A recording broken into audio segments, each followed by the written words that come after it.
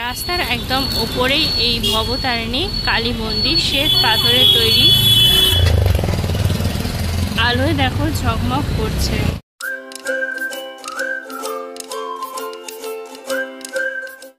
এই পাশে রাস্তাটা দিয়ে এলাম, এটা হলো বড়দাস প্রসাদ হাই স্কুল। তার ঠিক দুপা এলেই তোমরা এই ভবতারিণী কালী মন্দিরটা দেখতে পাবে, শ্বেত পাথরের তৈরি। মন্দিরের উপরের দিকে দেখো একটি ত্রিশূল রয়েছে, আর এই হলো সাদা রঙের মন্দিরটা।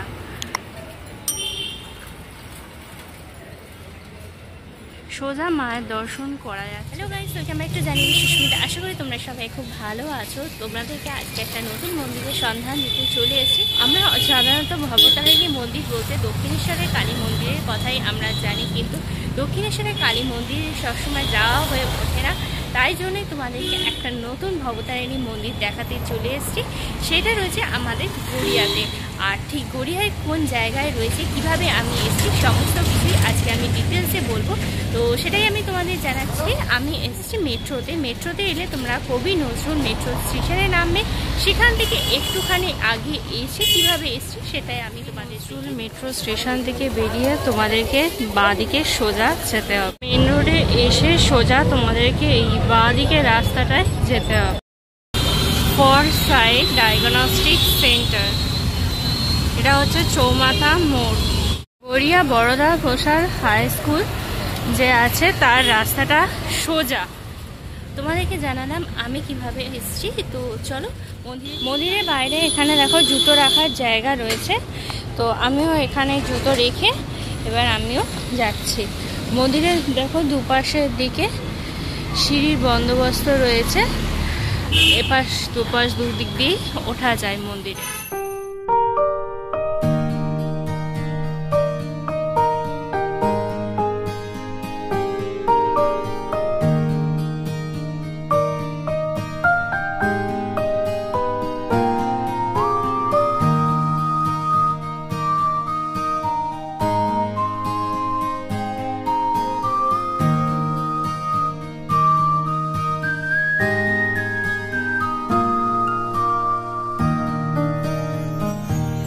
উঠতেই তোমরা এই বড় ঝাড়লণ্ঠনটা দেখতে পাবে।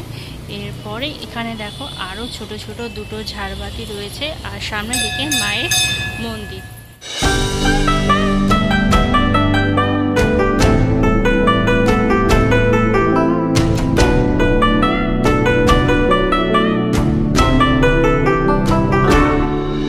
মন্দিরের ভিতরে তোমরা মা কালীর বিগ্রহের দর্শন করতে পারবে। এছাড়াও এখানে দেখো মা কালীর বিগ্রহের ডান দিকে রয়েছে রামকৃষ্ণদেব, বাঁ দিকে সারদা মা রয়েছেন।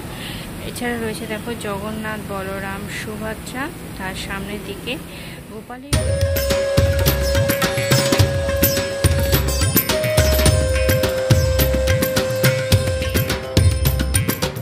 মা কালীর আমরা দর্শন করলাম এখানে। এছাড়াও কয়েকটা মন্দির আছে, তো চলো আমরা সেগুলো দেখি।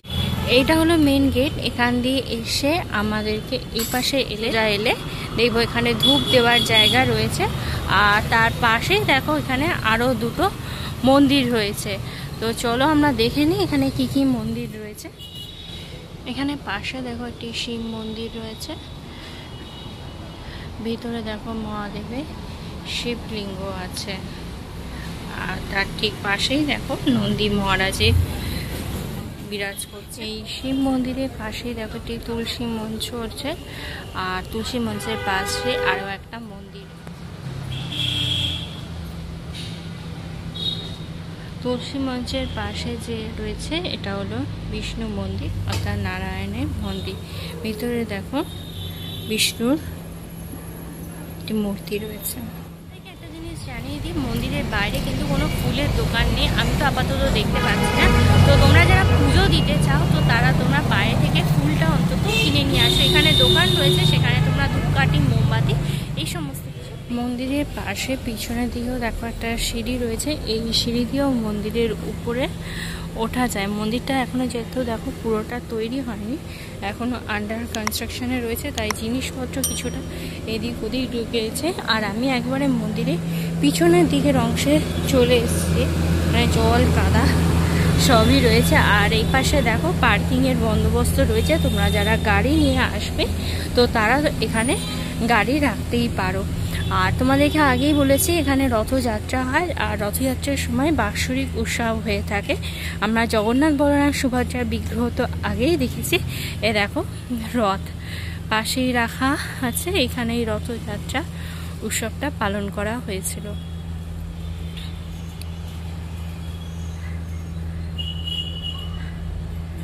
জগন্নাথ দেবের রথযাত্রা।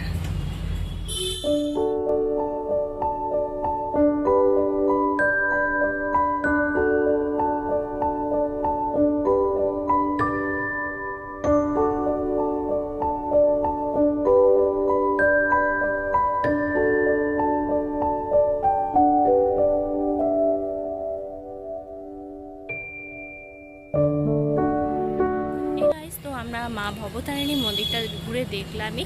আর দক্ষিণেশ্বর মন্দিরের মতো খুব বড় না হলেও কিন্তু দক্ষিণেশ্বর মন্দিরের ছোঁয়াটা তোমরা টাচ পেয়েই যাবে। আর দক্ষিণেশ্বর মন্দিরে তো সবসময় যাতায়াত করা সম্ভব হয় না, অনেকটাই দূরে, কিন্তু সেই জন্য তোমরা যারা সাউথের দিকে থাকো তারা তোমরা এই ভবতারিণী মন্দিরে আসতেই পারো। খুব একটা আসাটা কিন্তু ডিফিকাল্ট ব্যাপার নয়। মন্দিরটা তোমাদের ঘুরিয়ে দেখালাম, আশা করি তোমাদের ভালোই লাগলো মন্দিরটা ঘুরে। আর তোমরা যারা এই মন্দিরটার ব্যাপারে জানো না তারা নিশ্চয়ই আসো, এসে ঘুরে যাও। দেখি যারা জানো তো তারা অবশ্যই আবারও এসে ঘুরে যেও।